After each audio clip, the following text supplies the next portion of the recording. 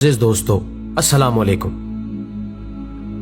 دوستو کائنات کو دیا گیا محدود وقت جب ختم ہونے لگے گا تو اس کے ساتھ ہی کچھ نشانیاں ظاہر ہونے لگیں گی، یعنی قیامت کے قریب قرآن و حدیث کے مطابق جو بڑی نشانیاں ظاہر ہوں گی ان میں سے ایک کا نام یاجوج ماجوج بھی ہے۔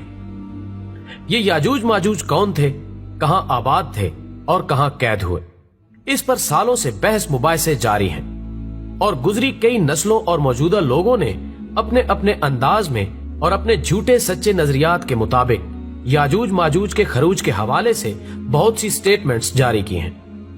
کسی نظریے کے مطابق ان کا خروج بہت پہلے ہو چکا ہے تو کسی کے مطابق ان کا خروج مستقبل قریب میں ہوگا، لیکن سچ کیا ہے اور کیا ہو سکتا ہے، آئیں ذرا اس پہلو پر روشنی ڈالنے کی کوشش کرتے ہیں۔ تو دوستو زمانہ قدیم میں ایسی بہت سی قومیں گزری ہیں جو ظلم و جابریت میں اپنی مثال آپ تھی اور ان کی طاقت اور دہشت کی بنا پر ہر طرف ان کا ہی سکہ چلتا تھا۔ ایسی ہی ایک قوم یاجوج ماجوج کی بھی تھی۔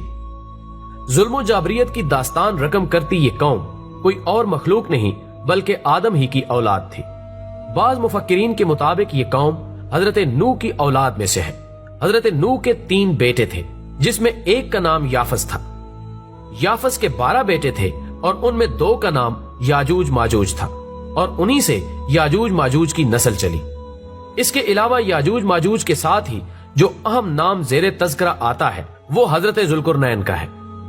ناظرین گرامی، حضرت ذوالقرنین کے بارے میں کہا جاتا ہے کہ یہ کوئی نبی نہیں بلکہ اللہ کے ایک نیک بزرگ بندے اور بادشاہ تھے جنہیں ذوالقرنین کا لقب چند وجوہات کی بنا پر دیا گیا۔ ایک تو یہ کہ وہ زمین کی 2 انتہاؤں میں سفر کیا کرتے تھے، یعنی مشرق اور مغرب کے درمیان، اور بعض کے مطابق یہ لقب روم اور پیرس پر حکمرانی کے باعث عطا کیا گیا، اور بہادر اور طاقتور بادشاہ ہونے کے ناطے دنیا بھر کے بادشاہ ان کے تابع تھے اور ان کے خالہ زاد بھائی حضرت خضر علیہ السلام ان کے خاص وزیر تھے۔ حضرت ذوالقرنین اکثر حالت سفر میں رہتے اور اسی دوران وہ ایک سلطنت میں پہنچے جہاں ترک آباد تھے۔ یہ سلطنت آرمینیا اور آذربائیجان کی سرحد کے قریب واقع ہے۔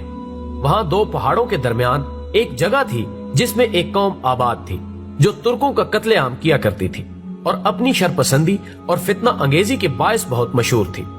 یہ قوم ہر طرح کی برائیوں اور شر انگیزیوں کا مجموعہ تھی اور انتہائی طاقتور قوم تھی جس کا مقابلہ کسی کے بس کی بات نہیں تھی۔ خواتین و حضرات، یاجوج ماجوج کے اس دنیا میں دوبارہ خروج کی اہمیت کا اندازہ اس بات سے بھی لگایا جا سکتا ہے کہ دجال جو کہ قیامت کی بڑی نشانیوں کا مرکز ہے، لیکن